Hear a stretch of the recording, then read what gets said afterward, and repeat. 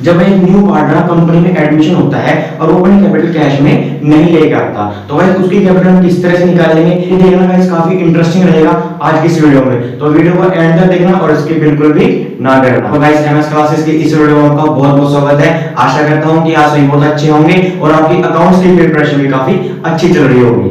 तो गाइस आज की वीडियो #14 में चैप्टर एडमिशन हम एक और टॉपिक डिस्कस करेंगे जिसका नाम है when new partners capital does not given.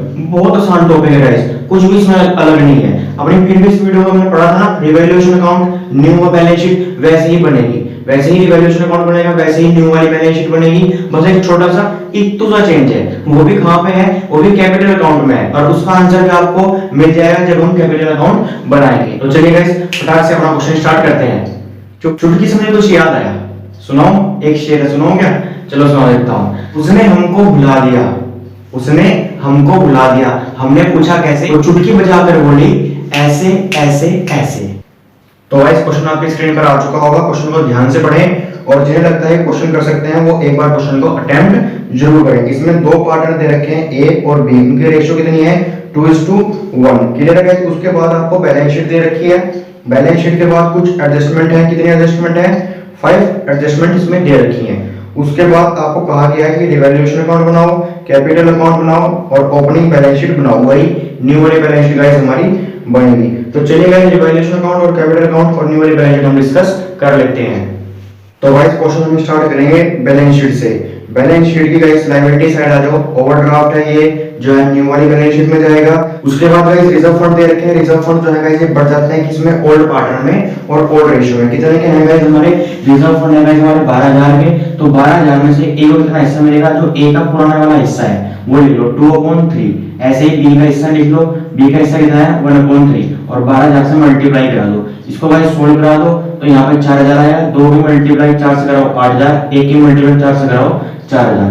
Clear है गाइस? इस रिजर्व को हम यहाँ पे लिख देंगे 8000 और 4000। मैंने अपने प्रीवियस वीडियो में बता रखा है रिजर्व हो, प्रॉफिट एंड लॉस हो, गुडविल हो, ये ओल्ड पार्टनर में बढ़ जाता है और कौन सी रेशियो में बढ़ता है गाइस, ओल्ड रेशियो में ये बढ़ता है। और गाइस हमें ओल्ड रेशियो दे रखी है उनकी ए और बी की ओल्ड रेशियो कितनी है गाइस 2:1 हमें दे रखी है। उसके बाद गाइस क्रेडिटर्स है, क्रेडिटर्स जो है न्यू वाली बैलेंस शीट में चले जाएंगे। उसके बाद कैपिटल दे रखी है ए और बी की, ये भी गाइस कैपिटल अकाउंट में ट्रांसफर हो जाती है किस नाम से, बाय बैलेंस शीट के नाम से, ये आप ए और बी के कॉलम में लिख दोगे। उसके बाद गाइस एसेट्स की साइड आ जाओ। अगर गाइस इसमें गुडविल दे रखी होती या कोई प्रॉफिट एंड लॉस दे रखा होता या कोई एडवर्टाइजमेंट एक्सपेंसेस दे रखे होते तो हमारे 2 की साइड ए और बी में पड़ जाते, ओल्ड पार्टनर में ही ओल्ड रेशियो, मगर ऐसा इसमें कुछ भी नहीं दे रखा। उसके बाद एडजस्टमेंट पा दो भाई, एडजस्टमेंट क्या है, न्यू प्रॉफिट शेयर रेशियो दे रखी है कितनी, ए बी सी कितने 3:2:1, ये हमने लिख लिया। उसके बाद गाइस गुडविल के लिए पैसा लेके आ रहा है सी, कितना 10000 गाइस अमाउंट लेके आया हुआ है। और गाइस हमें पता है ये 10000 जो है गुडविल का पैसा ओल्ड पार्टनर में बढ़ जाता है, ए और बी में बढ़ जाएगा। कौन सी रेशियो में बढ़ता है गाइस, ये सेग्रीफाई रेशियो में बढ़ जाता है। सेग्रीफाई रेशियो का फॉर्मूला क्या है, ओल्ड माइनस न्यू। या तो गाइस आप फॉर्मूला लगा के इसको सोल्व कर सकते हो, लेकिन मेरे पास एक ट्रिक है आपके लिए, उस ट्रिक से भी आप इसे सोल्व करते हो। ट्रिक क्या है गाइस, आप सबसे पहले जितने भी आपके ओल्ड पार्टनर है उनका आप नाम लिख लो, ए बी सी, 3 पार्ट है, तीनों पार्ट में हमने नाम लिख दिए। ओल्ड रेशियो में गिवन है 2:1 हमने लिख ली, न्यू रेशियो भी में गिवन है 3:2:1 हमने लिख लिए गाइस। उसके बाद आप इनका टोटल कर दो, ये कितने हो गए गाइस 3 और इनका कितना टोटल करोगे 6।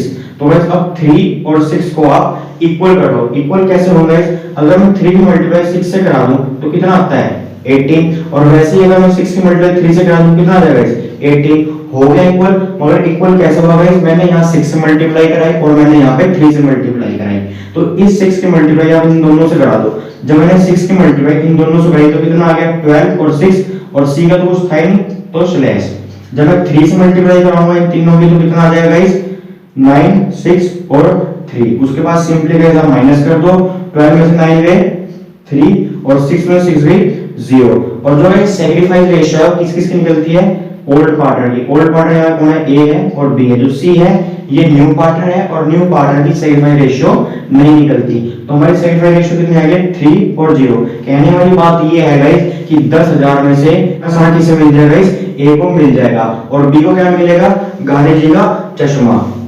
ये भी आपका बढ़ जाता है कहाँ पे, कैपिटल अकाउंट में किस नाम से बढ़ता है गाइस, सिक्योरिटी प्रीमियम के नाम से बढ़ जाएगा। ए के कॉलम में कितने आ जाएंगे 10,000, बी के कॉलम में गाइस कुछ नहीं आएगा। सिक्योरिटी प्रीमियम का गाइस हमने यहाँ पे नाम क्यों लिखा, क्योंकि गाइस गुडविल जो लाया किसमें लेके आया है, कैश में लेके आया। और कैश गाइस आपको प्रोविजन फॉर डाउटफुल डेट दे रखे हैं जो कि रिड्यूस हो गए हैं, रिड्यूस बाय 2,000 रुपए, यानी 2,000 से वो कम हो गए हैं। अधिकतर बच्चे यहाँ पे गलती करेंगे, इसे क्या करेंगे, रिवैल्यूएशन अकाउंट के यहाँ टू बी साइड लिख देंगे। आप ऐसी गलती मत करना। टू बी साइड क्यों नहीं लिखे जाएंगे, क्योंकि गाइस ये ना रिड्यूस हुए हैं, रिड्यूस बाय 2000, यानी कहने वाली बात ये है कि ऊपर बैलेंस शीट में देखो आप डेटर्स कितने के हैं, 40,000 के हमें डेटर्स दे रखे हैं, 40,000 के हमें डेटर्स दे रखे हैं। उसमें से प्रोविजन है कि 3600 रुपए हमें नहीं मिलेंगे, यानी फ्यूचर में 40,000 में से हमें 3600 रुपए नहीं मिलेंगे। लेकिन एडजस्टमेंट में क्या बताया गया कि 2,000 रुपए से कम हो गए, लेकिन जो 3600 रुपए हैं ये 2,000 से कम हो गए, यानी कि इसमें से हमें 2,000 रुपए मिल जाएंगे। किसमें से, 3600 में से 2,000 रुपए में मिल जाएंगे। और जब मिल जाएंगे तो हमारा क्या होगा, हमारे डेटर्स बढ़ जाएंगे। और डेटर्स क्या है, इसे एक एसेट्स हैं, और एसेट जब भी कोई बढ़ेगा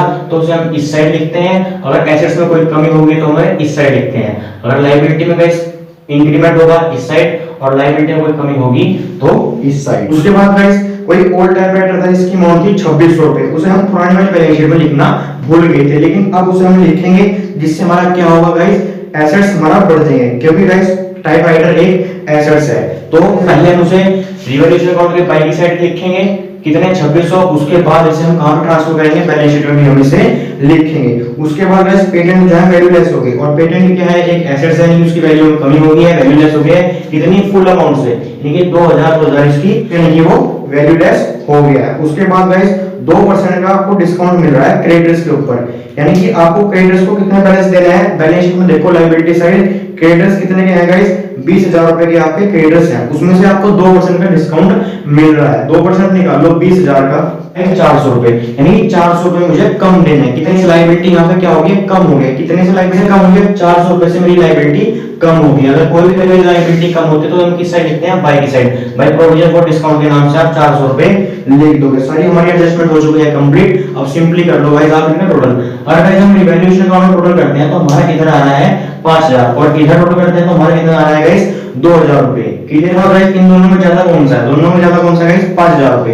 तो 5,000 गाइस आप दोनों साइड लिख लोगे। क्लियर है गाइस। तो गाइस कमी किस साइड है, कमी इस साइड है। कमी कैसे निकलेगी, ज्यादा वाले में से कम वाला लेस कर दो। कमी कितनी कह रहे हैं, 3,000 रुपए। ये किस नाम से लिखी जाएगी, टू प्रॉफिट एंड लॉस के नाम से लिखी जाएगी, और ये हमेशा ओल्ड पार्ट में बढ़ जाएगी। कौन से रेशियो में गाइस, ओल्ड रेशियो में ये आपका बढ़ जाएगा। ओल्ड रेशियो आपको गाइस गिवन है 2:1 में ये बढ़ जाएगा। तो इसका हिस्सा गाइस कितना आएगा, 2,000 रुपए इसके आ जाएंगे और 1,000 रुपए इसके आ जाएंगे। और गाइस अगर इधर हमारा कोई बैलेंस बचता है वो हमारा कैपिटल अकाउंट में इस साइड ट्रांसफर हो जाता है। अगर इधर बचता तो वो हमारा इधर ट्रांसफर हो जाना था। तो गाइस ये किस नाम से ट्रांसफर होगा, इस साइड रिवैल्यूएशन अकाउंट के नाम से गाइस ये हमारा ट्रांसफर होगा 2,000 और 1,000।